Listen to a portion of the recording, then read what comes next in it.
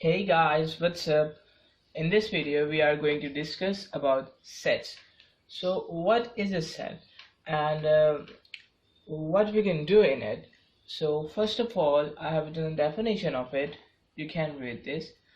A set is a list or collection of objects that share characteristics, okay? That share a characteristic. So I want to say that actually a set is a collection of any objects. Let's say here we have numbers, numerical numbers. Now in this case we have a collection of numbers. Okay, the object can be anything. I have done here the object in a set can be anything, means here we have numbers. It can be letters, alphabets, shapes, places, paintings, anything. Okay, set of animals, let's say a set of colors, let's say. Okay, it can be anything. Actually it is a list of objects that share us information, and a set is, we can say, the objects in a set are enclosed by curly bracket. You can see the sets in a set, the objects are enclosed by a curly bracket. Clear?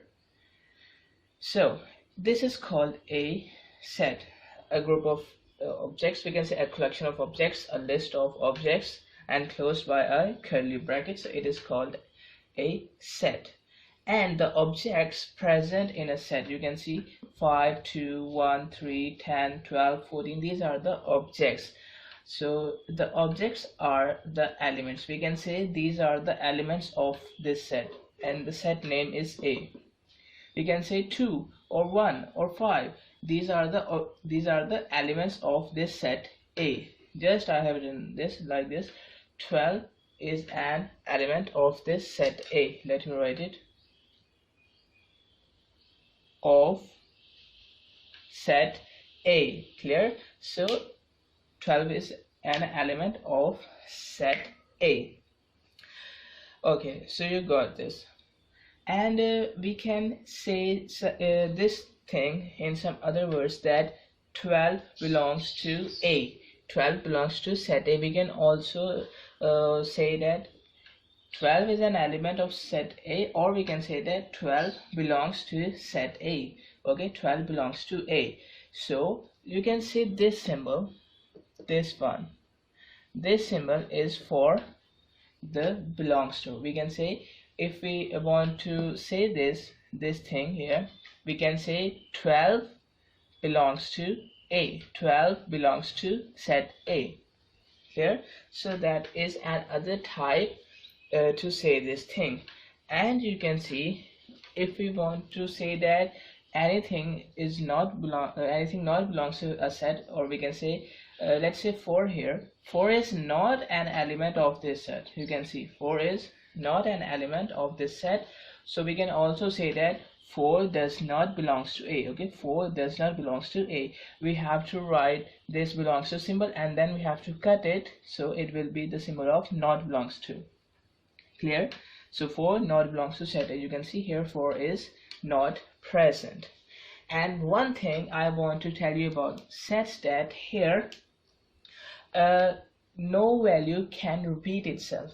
It means that here, if 1 is present once here, so it can't be 2 times. Or we can say any number will not repeat here. Okay, any number should not repeat here. Or anything, let's say I have 5 here, so if 5 is present here twice, so it will not be a set. You have to understand this thing, that here if 5 is present, or anything, any number, any object is present here more than once, so it will not be a set. There are 2 conditions. Let me write. There are 2 conditions. So if the conditions are fulfilled, so then it is called a set. First of all, the objects should be distinct. Let me write. The objects should be distinct. Okay, objects should be distinct. And the second one is that here a set should be well defined. Let me write it, then I will tell you what does this mean. Well defined. Okay, so what's the meaning of well defined? It means that a set should be, we can say, is clear to us. Let me give you an example. If I want to make here a set of brave boys, okay, a set of brave boys in a school, okay, set of brave boys in a school. So actually it is not defined. How? Actually it is not giving us the correct information. We can say it is not giving us the complete information, because it is not said to us, it is not told to us that which school we have to take, okay, whether we can analyze this school or this school. It means that here it is only said to make a set of brave boys, and it is not said here to choose this school or that school or that school here. So according to that one, according to that person, okay, the answer can vary, okay. We can say that here, if he is taking if he is making a set of another school and we are making a set of another school, so it is not possible. We can say in this case our complete information is not given to us. It is not said to us that which school we have to take and to make the set of brave boys. So in this case incomplete information is not given to us, so it is called a non well defined set. Okay, we can say it in this case the information is not given completely. So a set should be well defined, means complete information is given to us. Okay, so these are the conditions. After fulfilling these conditions we will get a set. Okay, now I want to tell you that if only one element is present, let's say here we have a set E, okay, in this here we have let's say 1 1 10. You can see here only one element is present, and you can see the elements are separated by commas. So in this only one element is present. Okay, if in a set only one element is present, so that set will be called a singleton set. Singleton set. If only one element is present in a set, so that set will be called a singleton set. Okay, from single to singleton set. And here in the set B you can see no element is present here. You can see actually it is empty set. So if no element is present here, it will be called an empty set, and the symbols to show an empty set is this one. You can see empty set because here nothing is present here, or we can show empty set by this symbol. We can say by drawing a 0, by writing a 0 and a line to cut it. Okay, so these two are the symbols to represent empty sets. Clear?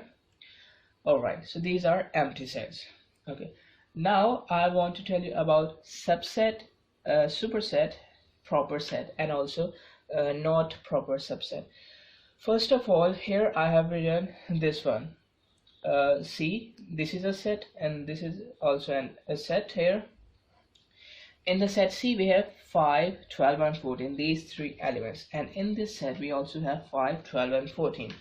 You can see here that here 1 2 3 1 2 3 elements are present in both, and actually these are also same. Okay, 5, 12 and 14 and 5, 12 and 14. So in these both the elements are same, and also the number of elements are also same here. Okay, here as I have told you here that 12 is present in set A. Clear? Or we can say 12 belongs to set A. Okay, similarly here now we have this thing, we can say we have this symbol belongs to, we use this symbol only for the elements. Okay, 12 is an element, we can say 10, 14, 3, etc. These are the elements, so we use here belongs to symbol only for the elements. But if we have a set and we have to see that whether a set, we can say that all the elements of a set is present in another element or not. Similarly, in that case, that 12 belongs to A. Here we have to check all the elements in a set. We can say here we have to check a set whether it is present in another set or not. For this we have to use this symbol subset or superset, we can say. Clear? For elements we have to use this symbol belongs to, and for the sets we can say that C is a subset of A, we can say, or we can say C is a subset of D. I will tell you. So in the case of sets we have to use these symbols. Alright, so what does this mean? What does a subset means? First of all, I have written here C is a subset of D. I want to say that here all the elements of C is present in D. Okay, C is a subset of D means here all the elements of C is present in D. You can see here 5, 12 and 14. Similarly 5, 12 and 14. Here all the elements of C is present in set D. You can see 5, 12 and 14. Here 5, 12 and 14. So all the sets are present here in set D. Here all the elements of the set C is present in set D. Okay, so here all the elements are present. And now one more thing you have to observe here. If all the elements of this set is present here and these both are equal, okay, let me write here all elements is present and both are equal. Okay, this is very important, both are equal. If all the elements of C is present in set D and here both the sets are same, you can see the number of elements are also same and the elements are also same. So in this case, if these both conditions are fulfilled, then it is called a subset. We can say now C is the subset of D. Clear? Now C is the subset of D. If C is present, we can say if all the elements of C is present D and both are same, so we can say C is a subset of D. Clear? And we can also say that D is a subset of C because D is also present in C. Okay, D is also present in C and both are same, so we can also say that D is a subset of C. If we reverse it, okay, it is not a, let me write here. Okay, if we reverse it, I have said here that C is a subset of D. I mean to say that here all the elements of C is present in D. Okay, if I want to say the reverse, it means that here in D, okay, D is a, we can say a superset because here the term is super. I can say that here D is a superset of C. Okay, the meaning will remain same, that here all the elements of C is present in D. So actually C is the subset and D is a superset, means that here all the elements of C is present in D. Okay, all the elements of C is present in D. Okay, you can understand in this way that here C is a small set and D is a large set. Okay, although here both are same, but I am telling you just for the understanding that you can understand it in this way, that here sub means apart. Okay, sub means apart. So C is a part, this set is a part of this set. We can understand this thing like in this way, that here set C is a part of set D. Okay, superset means here D is the larger set, D is the superset. Okay, super, D is the superset and here a small part of D is present in C. Clear? A small part of D is present in C. So if we have here C is a subset of D, if we want to reverse it, we can say that D is a superset of C. Okay, you got this? I hope you're getting my point, that here C is a subset of D. Okay, and if we want to say the reverse, we can say D is a superset of C. Got this? Okay, so here in this case C is present in D and both are equal. Okay, in the case of subset. So what is a proper set? You can see here, okay, this one and this one. Here the difference in the symbol is that here we have a line. Okay, this one, actually here we know that this is equal to sign, okay, and this is the sign of a proper set. You can see here we can say that if we combine these two, so here I will write this sign, okay, here I will write this sign, and here this sign. Okay, so if I combine these two, I will get this one. Actually it means that here you can see here actually C, we can say a part of C is present in D, okay, and here C is equal to D. Okay, so this means that here if we combine these two, I will get this sign. It means that here C is present in D and also they are equal. C is present in D and they are also equal. Clear? So here we have only this sign. It means that here C is present in D but both are not equal. I am repeating again that C is present in D in the proper set, but these are not equal. Like that here C is present in A, okay, not D. Here C is present in A. You can see 5, 12 and 14. Here 5, 12 and 14. So C is totally present in A, and also C is not equal to D. Sorry, C is not equal to A. You can see here 1, 2, 3. Here we have only 3 elements. 1, 2, 3, 4, 5, 6, 7. Here we have 7 elements. So you can see C and A are not equal, but all the elements of C are present in set A. Clear? So in this case we have proper set. We can say C is properly present in A. Okay, and here we have a not equal to sign. We can say here we don't have this sign. It means that here all both the sets are not same. So it is called a proper set. Clear?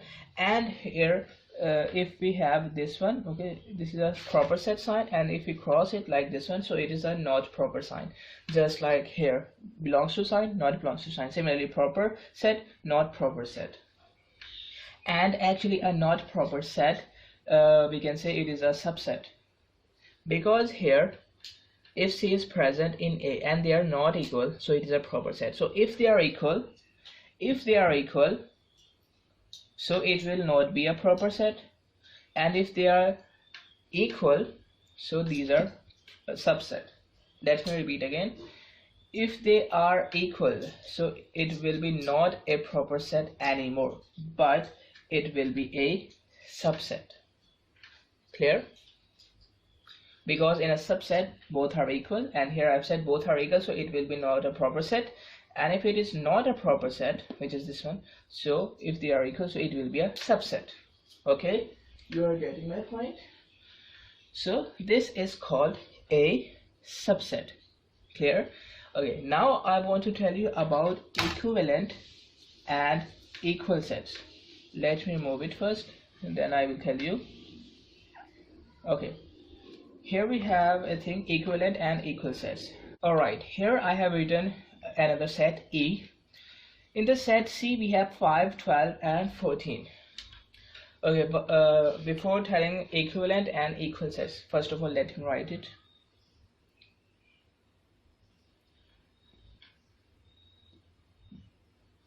Equivalent sets, and here we have equal sets. Equal sets. Okay, before telling these two, I want to tell you this thing, NA.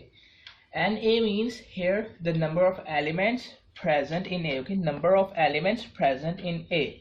I have written here number of elements present in A. If we have here NB, here it means that number of elements present in B. If we have here NE, number of elements present in set E. Clear? So that's used for counting the numbers of a set. Okay, first of all, you can see here that in C, okay, number of elements in C here we have 3. You can count 1 2 3. Here we have three number of elements.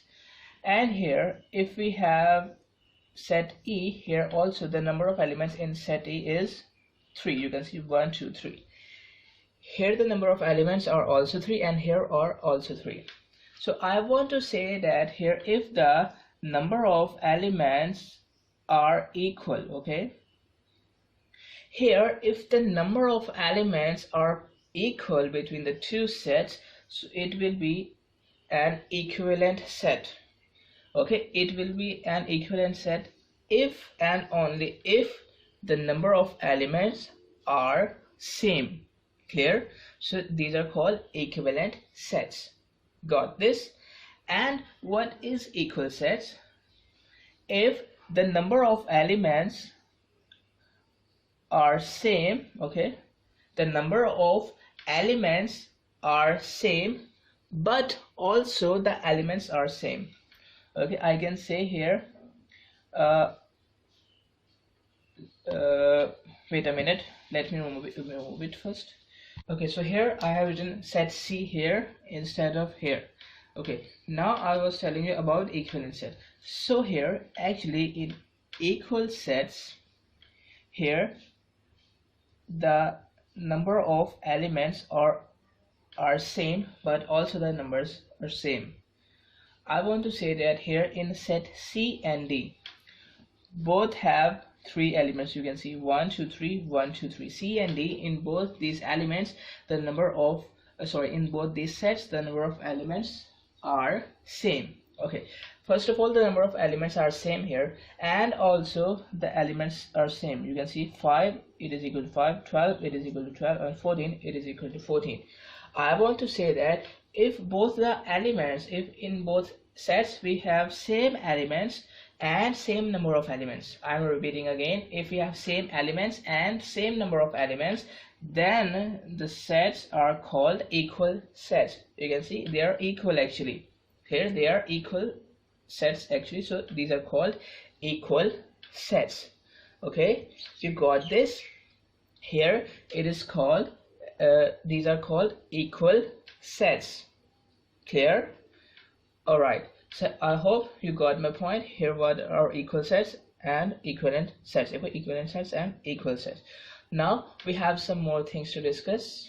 Now we'll talk about universal sets.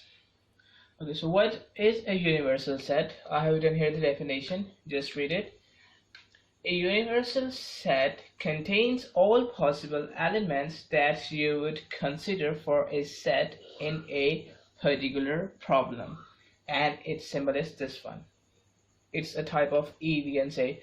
Okay, so actually here a universal set is a set that contains all the elements, we can say all the possible elements that we are using in a particular problem. So it is not necessary that whether this is a universal set or this is or anything other. A universal set can vary from problem to problem. In this case here we have taken a set named U. Okay, we usually denote a universal set by U. Okay, you can take any set, we can say A, B, C, or any set. Okay, you can name this a universal set. In this you can see the universal set is a set of whole numbers. Whole numbers are starting from 0 and so on. It will never stop, we know. So here universal set is a set of whole numbers, and here the set A, B, and C. You can see 0, 22, 9, 41, 12, 8, 7, 14. Here all the sets, here the set A, set E, and set B. Here all the elements of these sets are present in the universal set. We can say present in the set U, which is the universal set. You can see here these elements, and these elements. Here all the elements of these sets are present in the set U. So now we can say U is the set which contains all the possible elements here so it will be a universal set. Okay, you are getting my point. So the set that contains all the possible elements that we are using in a problem, or in some other case we can say. So then the set which is containing all the possible elements, it is called a universal set, and its symbol is this one. Okay, got this. Now we will see what is complement of a set. If we talk about the set A, there is a complement of set A. We can say there is a complement of all the sets. So if we want to find the complement of a set, so the complement of set A is the set of all the things, all the elements that are in a universal set but not in set A. Let me repeat again. Actually, a complement of set A will contain all the elements in the universal set but not in the set A. You can see here, and its symbol is A dash. A dash is the A complement, or it is, we can also write it as AC. It is also the A complement. It means that it contains all the elements of U but not the elements of A. It is called the complement of A. It means that we have to subtract the set of A, sorry, the elements of set A from the elements of universal set. Here, like this one. Here we have a universal set. In this case, the universal set contains the elements from 0 to 10. You can see from 0 to 10. We have to subtract the elements of set A from it. It means that here it is 3, so here we have to subtract 3 from it. Here it is 6, we have to subtract 6 from it. Here it is 7, and here we 8. So here we have to subtract these elements from the universal set. It means if we subtract, okay, this one is the universal set, and we have subtracted the elements of set A from it, so the rest of the elements will be the elements of the complement of set A. It means that 0, 1, 2, okay, 3 is cut here, and 4, 5, 9, 10. Clear? So after subtracting the elements of set A, the remaining elements of the universal set will be the elements of the complement of set A. Clear? So that is called the complement of a set. Similarly, if we want to find the complement of set B, so here we have to subtract set B from universal set. Okay, you got this. And here if we want to find the complement of a universal set, so it means that here complement of universal set, it means that here we have to subtract universal set from universal set. Okay, complement of universal set means, okay, first of all, let's see, complement of A means universal set minus A. So complement of universal set means universal set minus U. Okay, universal set minus universal set. So it means that here all the elements are going to be cancelled out and the set will be an empty set. Clear? Similarly, if we want to find the complement of an empty set, let's say here we have a set E. It is an empty set, and here we have to find the complement of set E. It means that here complement of set E is equal to universal set minus E. So E is an empty set. Let me write it. Okay, from 0 to 10 here we have, from 0 to 10 here we have, okay, so universal set minus empty set. So none of the element will be cancelled out here, you can see, because there is an empty set. So in this case our universal set, which is this one, original set, it will be our complement of E. We can say complement of empty set. So in the case of complement of empty sets, here we will get a universal set, and if we want to take the complement of universal set, it will be an empty set. Okay, you got this. So these are some terms used in the sets. So we have discussed here sets, and here a lot of things about sets. So that's it for this video, sets. Access the entire Mathematics Demystified course at learneasy.us.